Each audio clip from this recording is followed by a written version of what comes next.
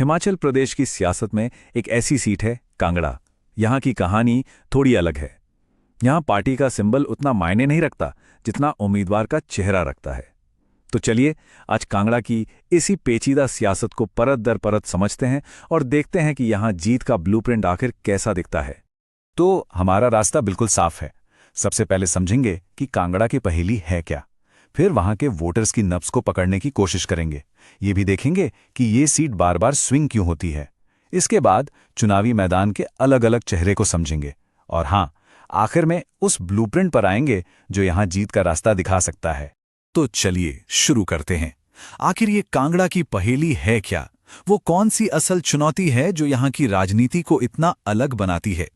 ये देखिए, ये है कांगड़ा विधानसभा सीट। हिमाचल प्रदेश का जो सबसे बड़ा जिला है, ये ठीक उसके बीचों बीच है और इसकी अहमियत सिर्फ भूगोल तक ही सीमित नहीं है। कहा जाता है कि यहाँ जो नतीजा आता है वो अक्सर पूरे प्रदेश की सियासी हवा का रुख बता देता है। और यही वो सबसे बड़ा सवाल है जिसका जवाब हमें ढूंढना है। आखिर ऐसा क्यों है कि इस सीट पर वोटर पार्टी के निशान से कहीं ज्यादा उम्मीदवार के चेहरे और उसके काम पर भरोसा करते हैं? ठीक है, तो किसी भी चुनाव को समझने के लिए सबसे पहले वहां के वोटर को समझना पड़ता है। तो फिर चलिए कांगड़ा के वोटर्स की नब्ज टटोलते हैं, देखते हैं कि वो क्या सोचते हैं। देखिए, कांगड़ा की राजनीति की चाबी ना यहां के सामाजिक समीकरण में छिपी है। अगर ओबीसी और राजपूत समुदाय को मिला दें तो ये 50% से ज्यादा हो जाते हैं। इसका मतलब बिल्कुल साफ है, इनका वोट जिसके साथ गया जीत उसी की तय है। लेकिन बात यहीं खत्म नहीं होती। एससी और गद्दी समुदाय की आबादी भी इतनी है कि वो किसी भी चुनाव का पासा पलट सकते हैं।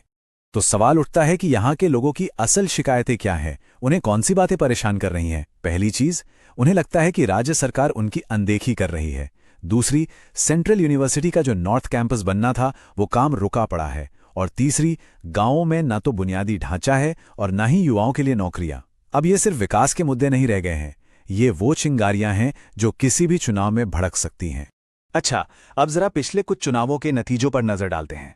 इससे यह साफ हो जाएगा कि हम कांगड़ा को एक स्विंग सीट क्यों कह रहे हैं। ये जो टेबल है ये अपने आप में कांगड़ा की पूरी चुनावी कहानी बयां करती है। 1993 से लेकर 2022 तक देखिए, ये सीट कभी कांग्रेस के पास, कभी बीजेपी, कभी तो बीएसपी के पास भी गई और यहां तक कि निर्दलीय भी जीते। मतलब कोई भी पार्टी यहां अपनी जड़ें जमा नहीं पाई है। और ये फिर से उसी एक बात को साबित करता है, यहां उम्मीदवार पार्टी से बड़ा है हमेशा। और इस कैंडिडेट फर्स्ट पॉलिटिक्स का अगर कोई सबसे बड़ा उदाहरण है तो वो है पवन कुमार काजल। जरा सोचिए, एक ही नेता लेकिन 3 अलग अलग सिंबल पर चुनाव लड़ा, निर्दलीय, फिर कांग्रेस और फिर बीजेपी। और कमाल की बात यह कि तीनों बार जीते। इससे ज्यादा साफ क्या होगा कि कांगड़ा के लोग पार्टी को नहीं बल्कि पवन काजल के नाम पर वोट दे रहे थे। और हाँ, 2012 में जब वो पहली बार निर्दलीय जीते थे तो जीत का मार्जिन कितना था? सिर्फ 563 वोट बस। ये नंबर हमें बताता है कि यहां चुनावी मुकाबले कितने करीबी हो सकते हैं और कैसे एक एक वोट की कीमत होती है। तो यहां पर ना तस्वीर के 2 पहलू उभरकर सामने आते हैं।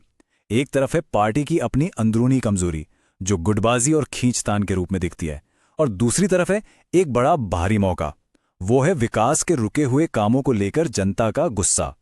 अब इस गुस्से को कोई भी पार्टी अपने हक में इस्तेमाल कर सकती है। तो इस पूरे कॉम्प्लेक्स चुनावी मैदान को समझने के लिए एक खास स्ट्रैटेजिक फ्रेमवर्क का इस्तेमाल किया गया। इसे कहते हैं 4 मुखा चुनावी मैदान। हाँ, इसका नाम है चतुर्मुख सिद्धांत। अब ये कोई भारी भरकम चीज नहीं है, ये बस चुनावी रणभूमि को 4 अलग अलग लेकिन एक दूसरे से जुड़े हुए हिस्सों में देखने का एक तरीका है, ताकि हम सिर्फ आंकड़ों में ना उलझे रहें बल्कि एक एक्शन लेने लायक एक ठोस रणनीति बना सकें। तो ये 4 चेहरे या 4 मुख कौन से हैं? पहला है लोग और मुद्दे, मतलब वोटर्स की असली मांगें और उनकी शिकायतें। दूसरा है पार्टी संगठन, यानी पार्टी के अंदर कितनी एकता है और जमीन पर कितनी मजबूत है। तीसरा विपक्ष की चालें, हमारा विरोधी क्या सोच रहा है, क्या कर रहा है। और चौथा बाहरी माहौल, मतलब देश में क्या चल रहा है और उसका यहां क्या असर पड़ेगा। तो ठीक है, हमने डायग्नोसिस कर लिया, एनालिसिस हो गया। अब आते हैं इलाज पर, यानी जीत के ब्लूप्रिंट पर, एक बिल्कुल साफ एक्शन लेने लायक स्ट्रैटेजी। तो देखिए, जीत की तरफ वापसी का ये जो ब्लूप्रिंट है ये 5 पिलर्स पर टिका है। नंबर 1, पार्टी को एकजुट करना, जो भी अंदरूनी मतभेद हैं उन्हें सुलझाना। नंबर 2, अभियान को सिर्फ और सिर्फ जनता के असल मुद्दों पर फोकस करना। नंबर 3, जो खास वोटिंग ग्रुप्स हैं जैसे युवा या कोई खास समुदाय, उन तक सीधे पहुंचना।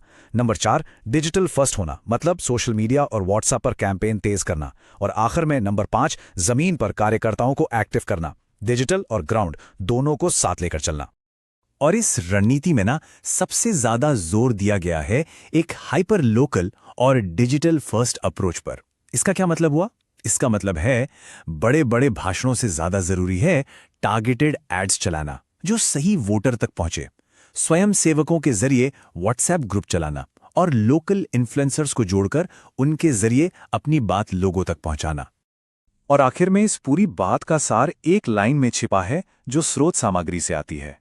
भीड़ खरीद सकते हो, शोर किराए पर ले सकते हो, लेकिन अगर जीत चाहिए तो भरोसा कमाना पड़ता है। तो कांगड़ा का ये पूरा विश्लेषण हमें एक बहुत ही अहम सवाल के साथ छोड़ जाता है। पर्सनैलिटी ड्रिवन पॉलिटिक्स के इस दौर में जहां चुनाव चेहरों पर लड़े जाते हैं, क्या वाकई कोई डेटा ड्रिवन ब्लूप्रिंट, कोई रणनीति जीत का रास्ता बना सकती है? सोचने वाली बात है, और इसका जवाब जो भी होगा वो शायद आने वाले वक्त की राजनीति की दिशा भी तय करेगा।